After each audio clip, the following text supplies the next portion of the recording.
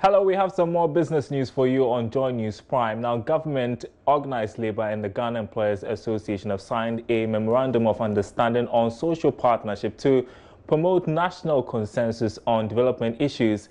The 19-member council is expected to work towards deepening and sustaining the country's macroeconomic gains for rapid economic growth. Partnership, which will be steered by a 19-member council from all the parties, is expected to make an input into the economic development agenda of the country. The council, again, among other things, will scrutinize some economic policies that are introduced by the government before implementation. Speaking at the launch, Minister of Finance, Ken Ofori-Atta, explained that government is committed to supporting the efforts of the private sector and employers in improving the country's economic fortune, which will lead to creation of more jobs. We are confident that this partnership arrangement will accelerate inclusive growth and transform the Ghanaian economy, expanding opportunities and creating jobs to better the lives of Ghanaians. The history of social contracts, as you know, as articulated by Locke or Rousseau or Rawls, all lead invariably to the state protecting freedoms and the rights of the society as a society grows. The World Bank's twin vision of eliminating poverty and improving shared prosperity will guide us as we build a transformed society for all. Secretary General of the TUC, Dr. Yauba, has been speaking in an interview on the mandate of the council. We are very committed. There's no doubt about that. The objectives are clear, and that's what the Minister of Finance spelled out. The main thing is that it's going to create a platform for the social partners, employers, government, and labor to sit together to discuss issues about the way we run this country, especially our economy. There are other issues that are social in nature, like housing, like education. These are all coming on the table. The minister has said that before they go out even with the budget, it has to come to the Social Partnership Council. This is very significant, and we are looking forward to it. The council will therefore be chaired by the Minister of Finance or his representative. Meanwhile, Finance Minister Ken Ofori-Atta has been giving some more explanations as to why this partnership with organized labor and the Ghana Employers Association. He says the move is to make the labor unions social partners after government exited the External Credit Facility Program with the IMF. Mr. Ofori-Atta spoke about the expectations of the council as it works towards sustaining economic growth. I think really for the two of us, we've been in government some 7, 8 months and have had, sort of environment that my colleague minister has created has led to quite a bit of peace in the labor front. And the question then becomes, how do we sustain it? And we thought that with the fund leaving, it gave us an opportunity to now work together as social partners to really look at how we calibrate the gains that we expect to happen and to make sure that there's sort of shared prosperity as it grows. But more importantly, for sort of transparency and openness with regards to data and structure so that we can think through together. 2-3 heads always work better.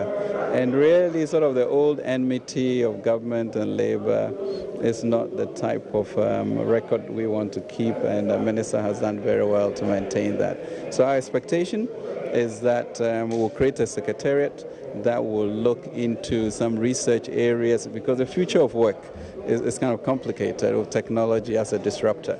But we have to ensure that the appropriate skills are there, that people learn how to learn, so that they can change as things change, and be able to think through this whole concept of Ghana as a regional hub, and therefore the type of skill set that is needed. But that all sometimes creates some rupture.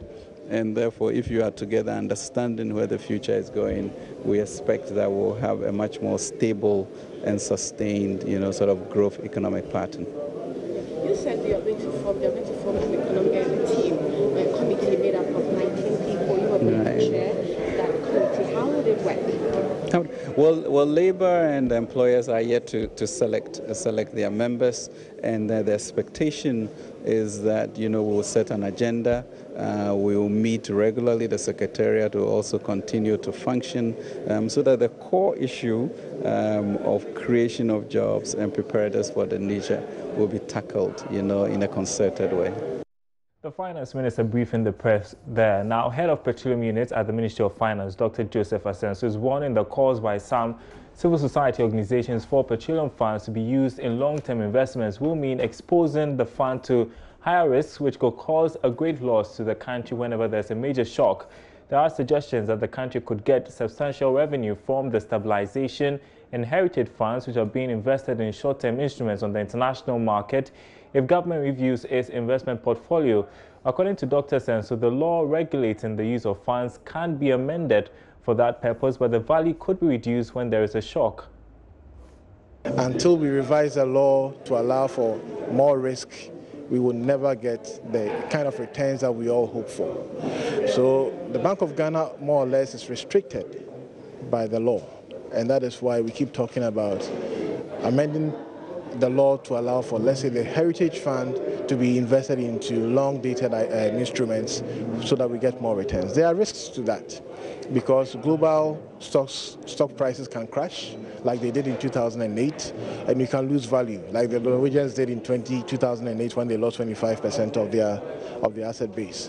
So you have to look at these two things, what happens to the Heritage Fund and the Stabilization Fund, knowing very well what your final objective is. Heritage is different from stabilization. Heritage is for intergenerational equity. Stabilization is for budget stabilization. And once you know the objectives of these two funds, you will know how to treat them by way of investment and then management. Now, loss of farm yields resulting from pest infestation is expected to be a thing of the past with the use of drones to apply agrochemicals on the farms. This is according to the CEO of Drone Service Solution Company, SKT Aeroshata, after launching a new range of drone products for agricultural, mapping and surveying purposes. Sheila Tamaklo has more. At the launch, there were 3 different agricultural drones with different capacities, including a hybrid drone that uses both a motor engine and battery that's well outdoored.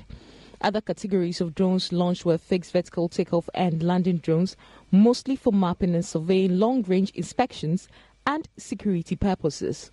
Speaking to Joy Business, the MD for SKT Aeroshata said the agricultural drones have a critical role to play in curbing pest infestation on farms. It's not just for mining, they can also be used for construction.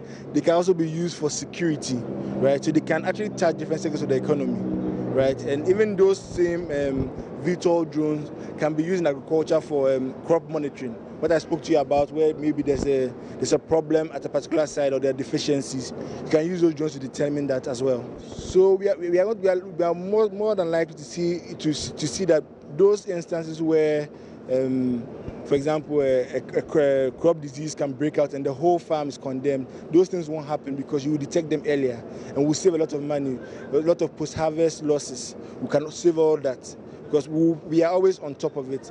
It's a very preemptive way of preventing total crop failure. It's a very preemptive way for different types of crops.